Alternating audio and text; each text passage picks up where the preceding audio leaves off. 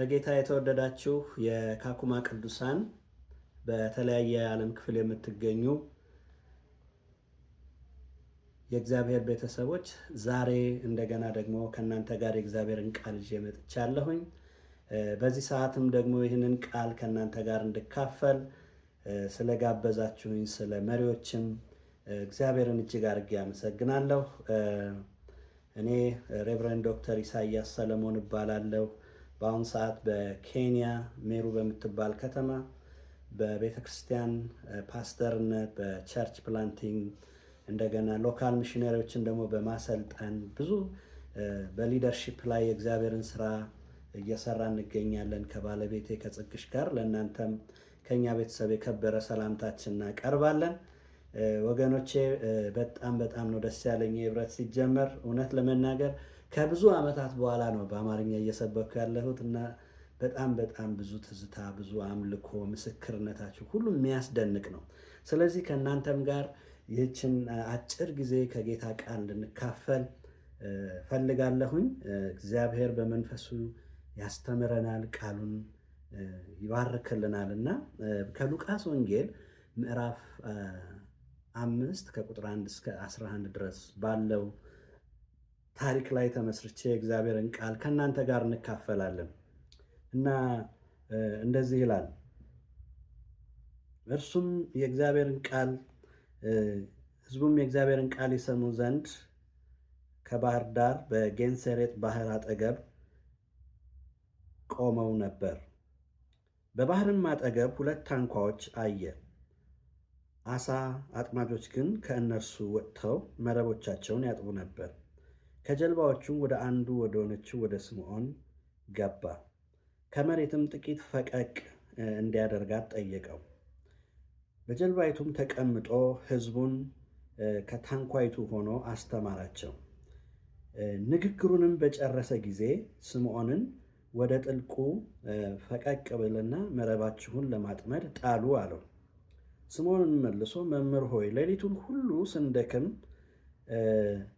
አደርን፣ አንዳችም አልያዝንም። ነገር ግን እንደ ቃልህ መረቦቹን እጥላለሁ። ይህንም ባደረጉ ጊዜ ብዙ ዓሣዎች ያዙ። መረቦቻቸውን እስኪቀደድ ድረስ። በሌላኛውም ጀልባ ያሉትን አጋሮቻቸው መጥተው እንዲረዷቸው በምልክት ጠየቋቸው።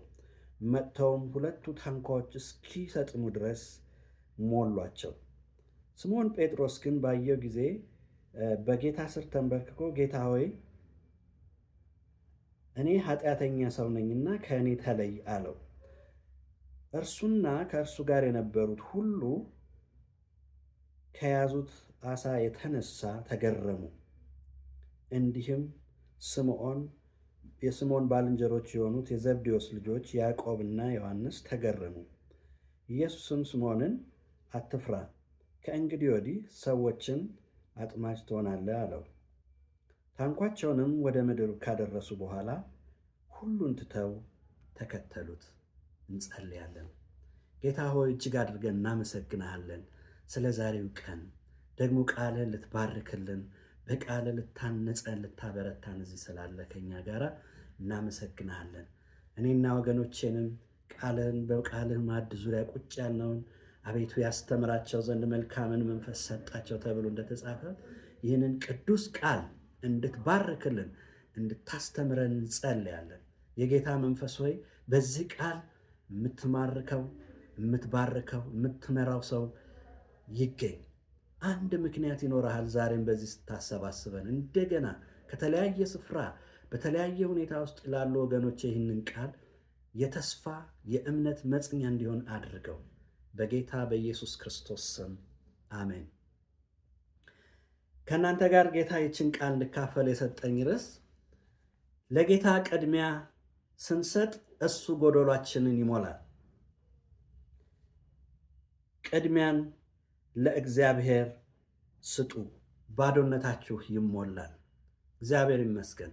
ይህ ታሪክ ሉቃስ ሲያስቀምጥልን ጌታ ኢየሱስ ክርስቶስ በገሊላ ባህር ዳር አጠገብ እንደተለመደው ሲያስተምር፣ ሲያገለግል እንደቆየ በዚህ አካባቢ ብዙ የአገልግሎት እንቅስቃሴ እንደነበረው በወንጌሎች ላይ እናገኛለን። ሉቃስም ይሄንን ነው የደገመልን።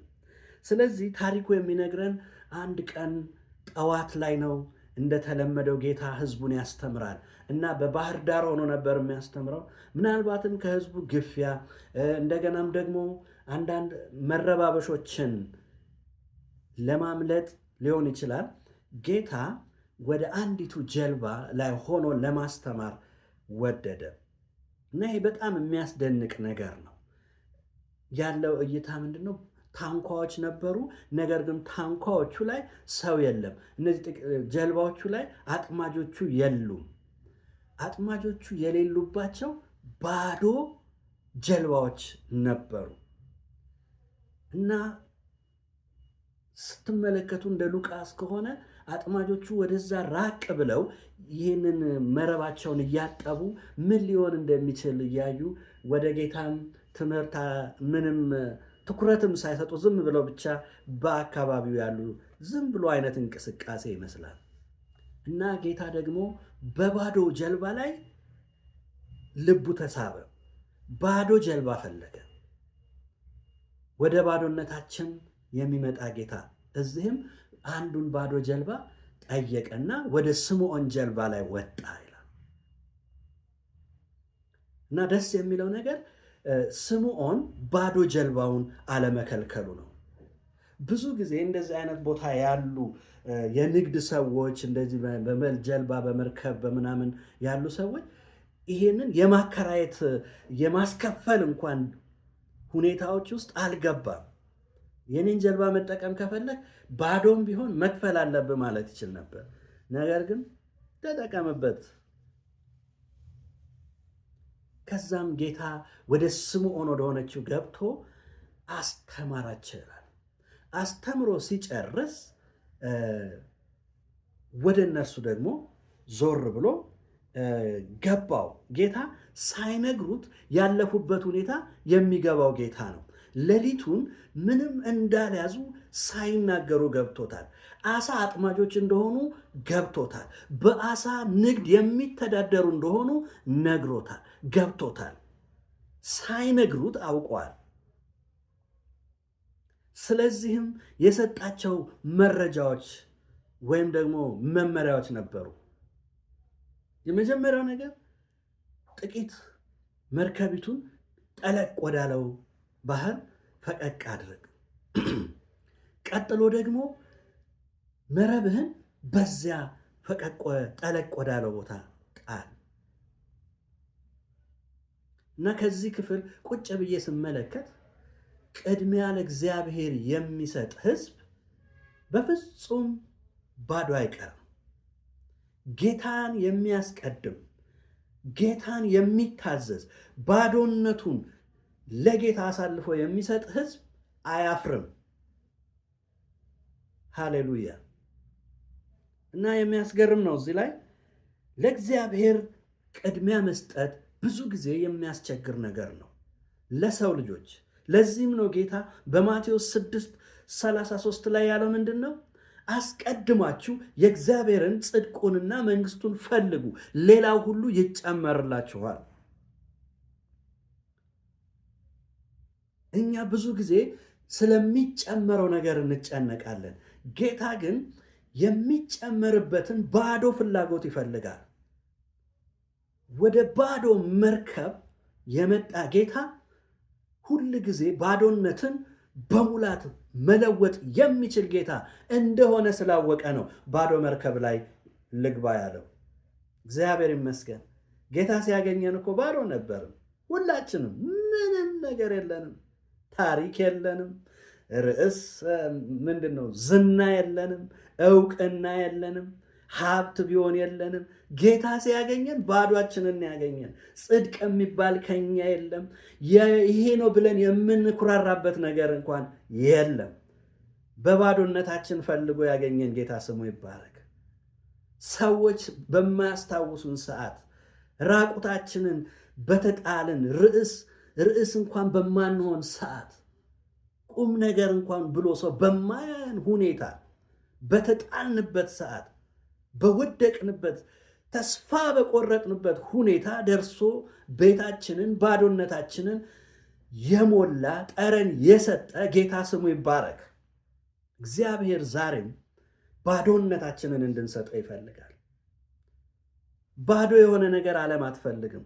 የዓለምና የጌታ ልዩነቱ ዓለም ሙሉ ነገራችን ውስጥ ትገባና ባዶ አድርጋ አውጥታ ትጥለናለች። ጌታ ደግሞ ባዶ የሆነው ነገራችን ውስጥ ይገባና ሞልቶ አትረፈርፈናል። ስሙ ይባረክ። በእኔ ባዶ ጀልባ ገብቶ ባዶነቴን የሞላ ጌታ የኔና ያንቺንም ያንተንም ባዶነት መሙላት የሚችል ጌታ አለ ዛሬ። እሱ ባዶነት አያስጨንቀውም። ባዶነት ለጌታ ምንም አይደለም። ፍራስትሬት አድርገዋል፣ ተስፋ ቆርጠዋል። እንደውም ጀልባው ላይ እኮ ቁጭ ቢሉ ጥሩ ነው።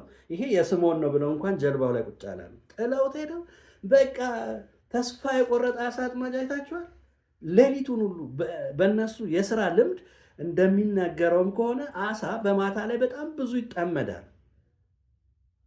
ነገር ግን እዚህ ላይ ባዶ ናቸው። ይህ ባዶነት ከየት መጣ? ጌታ ስለሌለበት። ስለዚህ ጴጥሮስ ባዶውን ተስፋ ቆርጠው ከልምዳቸውም ልምዳቸው አላዳናቸውም። በባዶነት መታዘዝ ትልቅ ነገር ነው። ሁለተኛው ከዚህ የምንመለከተው ነገር ወደዚህ ወደ ቀኝ መረቡን ጣል ብሎ ጌታ አዘዘ።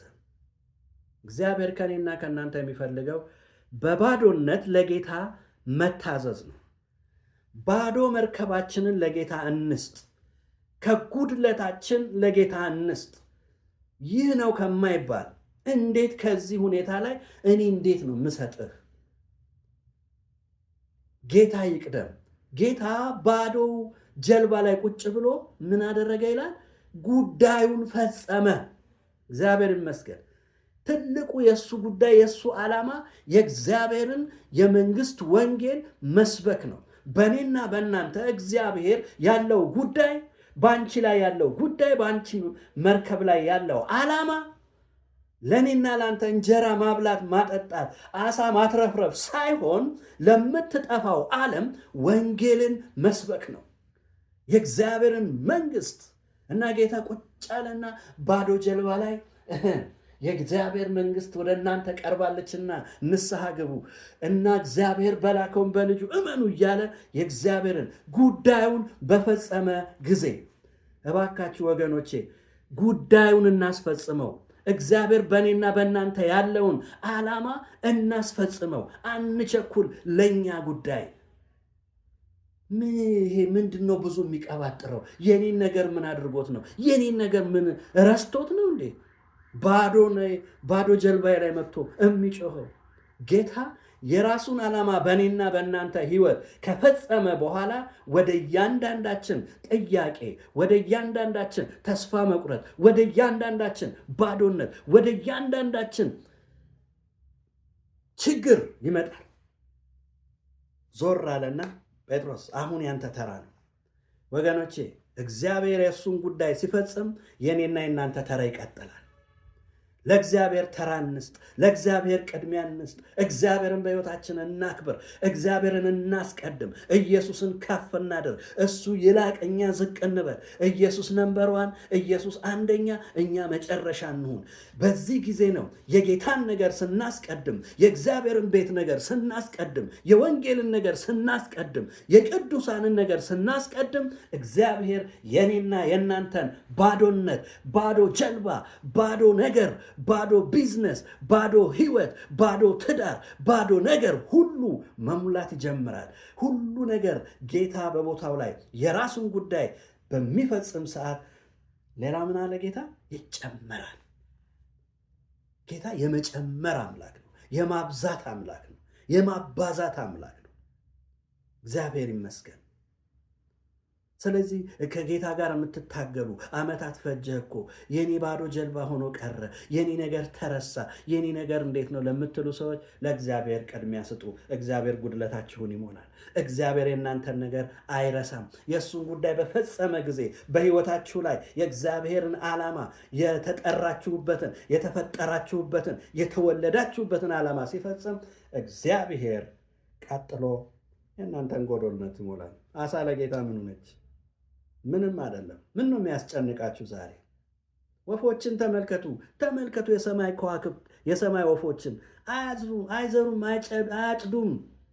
አምላካቸው እግዚአብሔር በሚያስፈልጋቸው ሁሉ ይሞላላቸዋል። ከዚያስ ጴጥሮስ ታዘዘ። እስቲ አንተ ስላልክ እሺ፣ እግዚአብሔር እሺ ይበላችሁ። ለእግዚአብሔር እሺ የምትሉ ቃሉን እየሰማችሁ የምትታዘዙ አታደንድኑ ልባችሁን። ወገኖች እግዚአብሔር ሲናገር በቃሉ የኔና የናንተ ትልቁ እርምጃ መታዘዝ ነው። ወደ ትንተና ሳንገባ፣ ወደ ብዙ ጥያቄ ሳንገባ ቃሉ ያለውን መታዘዝ ወደ በረከት ያመጣል። አሳውን እንደጣለ መረቡን እንደጣለ አሳው እስኪቀደድ ድረስ በረከቱ ለሱ ብቻ ስላልሆነ እሱ ስላልቻለው በሌላ ጀልባ ያሉ ወንድሞቹን ጓደኞችን ምልክት ሰጥቶ ጠራቸው ይላል። እኔና ለእናንተ በግላችን ለእግዚአብሔር ቅድሚያ ስንሰጥ የጌታ በረከት ከእኔና ከእናንተ አልፎ ተርፎ ወደ ሌላ ሁሉ ይደርሳል። ሌላውን ሁሉ ይባርካል። ለሌላ በረከት እንሆናለን። ጌታ እኛን ለመባረክ ብቻ ሳይሆን የጠራን ለሌላው በረከት እንድንሆን ነው የጠራን። የጌታ ስም የተባረከ ይሁን። ስለዚህ ዛሬም ይሄ መልእክት ለእናንተ አለኝ። ለእግዚአብሔር ቅድሚያ በምንሰጥ ጊዜ እግዚአብሔር እኔና እናንተን መባረክ ብቻ ሳይሆን ወደ ሌላ ትውልድ፣ ወደ ሌላ ሕዝብ እንድንተርፍ ያደርገናል። ጌታ ይባረክ። ደስ የሚለው ነገር እነ ጴጥሮስ በዛው አልቀሩ። ተደነቁ በጌታ ማዳን፣ በጌታ ተአምራት እና ምንድነው ጌታ ወደ ሙላት ሲያመጣ ጴጥሮስ በትህትና እኔ ኃጢአተኛ ነኝ፣ ከኔ ራቅ። ዛሬ ብዙ ጊዜ የሚያስቸግረን ነገር እግዚአብሔር አገልግሎታችንን ሲባርክ፣ እግዚአብሔር ሕይወታችንን ሲባርክ፣ በነገሮች መሙላት ስንጀምር ትዕቢት ወደ ሰዎች ይገባል። ከዚህ ከጴጥሮስ የምንማረው ግን ጌታ ድንቅ ነገር በሰራ ጊዜ፣ ነገሮች በሞሉ በተረፉ በተከናወኑ ጊዜ ለጌታ ክብር እንስጥ፣ እኛ እንዋረድ። መጨረሻ ላይ በጣም ልቤን የሚነካው ይሄ አንዱ ለወንጌል የተጠራሁበት ጥቅስ ነው። አሳዎቹን እንደምንም ጎትተው ወደ ባህር ዳር አደረሱ እና በዛ ትህትናው ከኔ ተለይ ሲል አትደነቅ። በዚህ አሳ አጥማጅ ሳትሆን አንተ ለእኔ ሰዎችን አጥማጅ ትሆናለህ። ዋናው ጥሬ ለአንተ አሳ አብልቶ፣ አንተን አወፍሮ፣ አንተን አደልቦ፣ አንተን አሰማምሮ ከአንድ ቦታ ወደ ሌላ ማዞር ሳይሆን በእኔ ምክንያት ሰዎችን ወደ እግዚአብሔር መንግሥት ማጥመድ ነው። እና አንዳንድ ሰዎች ሊያጠምዱን ወጡ። በትክክል ስራችን እናንተን ለእግዚአብሔር መንግሥት ማጥመድ ነው። ምክንያቱም ታስፈልጉታላችሁ ለእግዚአብሔር መንግሥት። ሰዎች ስለሚያስፈልጉ ስራችን ምንድን ነው? ሰዎችን ለጌታ ለአምላካችን መንግሥት ማፍለስ ነው፣ ማምጣት ነው። እግዚአብሔር ይመስገን። ስለዚህ ጴጥሮስና ወንድሞቹ አሳውን አዩ፣ ተባረኩ፣ ሙላት አዩ። የሚገርም ነው። ዘመሩ፣ ሰገዱ፣ አመለኩ። ግንስ አስቀመጡ።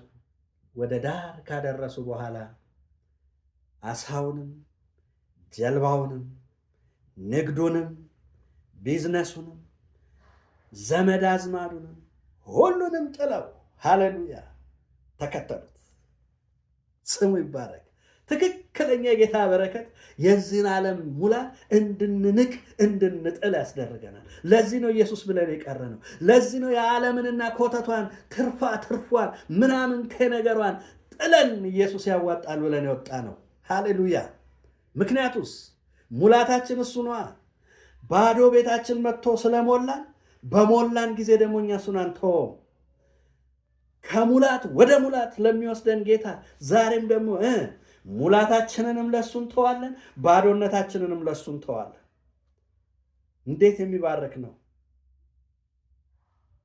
መርከባቸው ጀልባቸውንም አሳቸውንም ትርፋቸውንም ስራቸውን ከሪየራቸውን ቤተሰባቸውን የኖሩለትን በዘመናት የደከሙበትን ላባቸውን ጠፍ አድርገው የተለማመዱትን ጥለው ትተው ወደኋላ አድርገው ተከተሉት።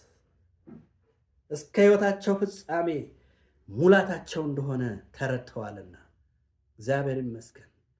ለጌታ ባዶነቱን የሚሰጥ ሕዝብ እግዚአብሔር በሙላቱ ያስደንቀዋል። ጌታ በጉድለታችንም በሙላታችንም እንከተለዋለን። ስሙ ይባረክ። እንጸልይ እስቲ ወገኖቼ። እግዚአብሔር አምላኬ ሆይ ስለ ወገኖቼ እጅግ አድርጌ አመሰግናለሁ። ዛሬ ደግሞ ይችን መልካም ቃል ስለሰጠ ጸልያለሁ። ዛሬ ጌታ ሆይ በተስፋ መቁረጥ ላሉ፣ ሕይወታቸው በድክመት ላሉ፣ በባዶነት ለሚቸገሩ፣ ለሚቅበዘበዙ፣ ለአንተ ነገሮቻቸውና ባዶነታቸውን ማምጣት ለተቸገሩ ወንድሞቼ እናቶቼ ጸልያለሁ። እግዚአብሔር አንተ በባዶነታችን የመጣ ባዶነታችንን የሞላ ያትረፈረፍክ ጌታ አንተን እንድናስጨርስህ በእኛ ላይ ቁጭ ብለህ ዓላማህን እንድትፈጽም በሕይወታችን ላይ በዘመናችን ላይ በቤታችን ላይ በእኛ ላይ እንድትነግስ አንተ ስትነግስ የእኛ ባዶነት ይሞላል። አንተ ከፍ ስትል፣ አንተ ስትሰበክ፣ አንተ ስትመለክ የእኛ ነገር መሰራትና መጨረስ ይጀምራል። በዚህ ሁሉ የምንኖረው ለአንተ ነው፣ የምንሞተውም ለአንተ ነው። ዛሬም ወደኋላ የሚጎትተንን የዚህን ዓለም ነገር ሁሉ ወደኋላ ጥለን የሚያስገሰግስ ይችን ዓለም የመካድ ጸጋና ኃይል ለእኔና ለወገኖቼ ያብዛለን። በጌታ በኢየሱስ ክርስቶስ ስም አሜን፣ አሜን። ወገኖቼ ጌታ ኢየሱስ ይባርካችሁ። ተባረኩልኝ ወገኖቼ፣ እወዳችኋለሁ። ኢየሱስ ጌታ ነው። ባዶነታችንን ስንሰጠው ጌታ በሙላት ይመልስልናል። ተባረኩ። ሃሌሉያ።